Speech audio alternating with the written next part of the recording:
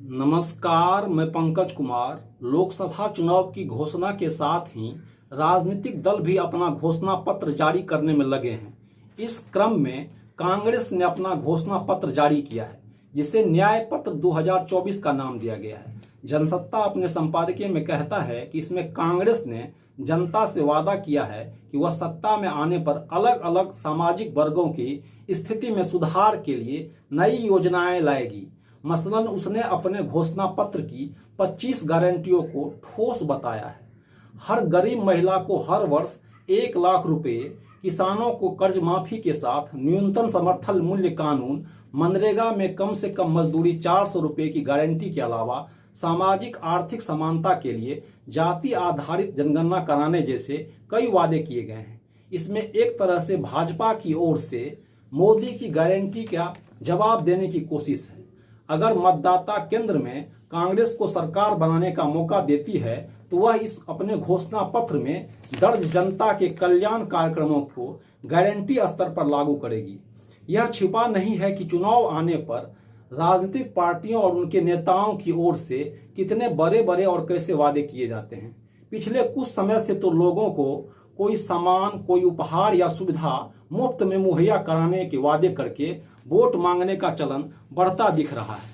सवाल है कि क्या हो जाता है कि अगर इन्हें सरकार बनाने का मौका मिल जाता है तो इसके बाद या तो उन वादों को भूल जाते हैं या फिर उन्हें पूरा करने को लेकर वे अपनी जिम्मेदारी नहीं समझते हैं। जबकि जनता आमतौर पर राजनीतिक दलों और उनके नेताओं की ओर से अपने भाषणों में दिए गए भरोसे, घोषणा पत्र में दर्ज वादे के आधार पर किसी पार्टी को अपना समर्थन देकर सत्ता में पहुंचाती है और उसके बाद अपने लिए किसी कल्याण कार्यक्रमों का इंतजार करती रह जाती है। अव्वल तो जनता को ऐसे वादों के प्रति जवाब मांगने का मौका नहीं मिल पाता, क्योंकि चुने जाने के बाद बहुत कम जनप्रतिनिधि जनता के बीच अपनी मौजूदगी बनाए रखते हैं। दूसरे अगले चुनाव तक फिर से राजनीतिक दलों को वादे का नया संजाल खड़ा हो चुका होता है। वादे करके उसे पूरा नहीं करने को लेकर सवाल भी उठते रहे हैं। इस संबंध में सुप्रीम कोर्ट ने काफी पहले चुनाव लड़ने वाले दलों और उम्मीदवारों के बीच समान अवसर सुनिश्चित करने और चुनाव प्रक्रिया की शुचिता खराब न होने देने के लिए निर्वाचन आयोग को निर्देश जारी करने को कह दिया है। निर्वाचन आयोग ने भी यह स्पष्ट कर रखा है कि राजनीतिक दलों को ऐसे वादे करने से बचना चाहिए जिससे चुनाव प्रक्रिया की पवित्रता प्रभावित हो या मतदाताओं पर उनके मताधिकार का प्रयोग करने में अनुचित प्रभाव पड़ने की संभावना हो। ऐसे में स्वाभाविक ही यह सवाल उठता है कि इस आम चुनाव में के मद्देनजर अपने अपने घोषणा पत्रों में किए गए वादे को पूरा करने को लेकर कांग्रेस या अन्य सभी पार्टियां कितना जिम्मेदार होगी। घोषणा पत्रों को ज्यादा महत्व देने का समय आ गया है। प्रोफेसर अभय कुमार दुबे कहते हैं कि तकरीबन सभी चुनाव शास्त्री इस पर एकमत है कि धीरे धीरे हमारी चुनावी राजनीति में 10 से 15-20% के बीच मतदाताओं का एक ऐसा वर्ग उभर आया है जो अपनी मतदान प्राथमिकताओं पर आखिर तक विचार करके फैसला करता है। यह छोटा सा बीच में बैठा हुआ मतदाताओं का समूह मोटे तौर पर ना तो जाति के आधार पर वोट देता है, ना धर्म के आधार पे, और ना ही यह पार्टियों की विचारधारात्मक दावेदारियों से प्रभावित होता है। यह एक नई श्रेणी से ताल्लुक रखता है।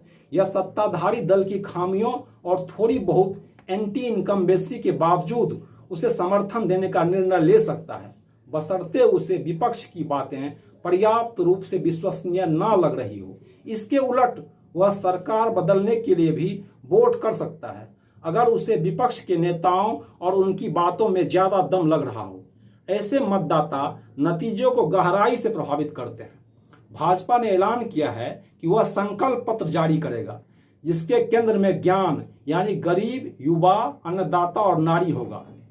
जो भी हो, लोकतंत्र के न्याय पत्र में, कांग्रेस के न्याय पत्र में हर वादा बहुत ठोस किस्म का है, यानी सामान्य किस्म की बातें कहने के बजाय उन्होंने संस्थाओं के जरिए अपने वादे को प्रमाणित करने की चेष्टा की है। सारी बातें सीधे सीधे हाँ या ना में है। ऐसे घोषणा पत्र के बाद अब भाजपा को भी इसी ठोस शैली में अपने मतदाताओं के सामने परोसने होंगे। समय आ गया है कि घोषणा पत्रों को राजनीति के केंद्र में अधिक गंभीरता से स्थापित किया जाए। हर पार्टी अपने वादे को पूरा करने के लिए घोषणा पत्र में स्पष्ट समय सीमा तय करे।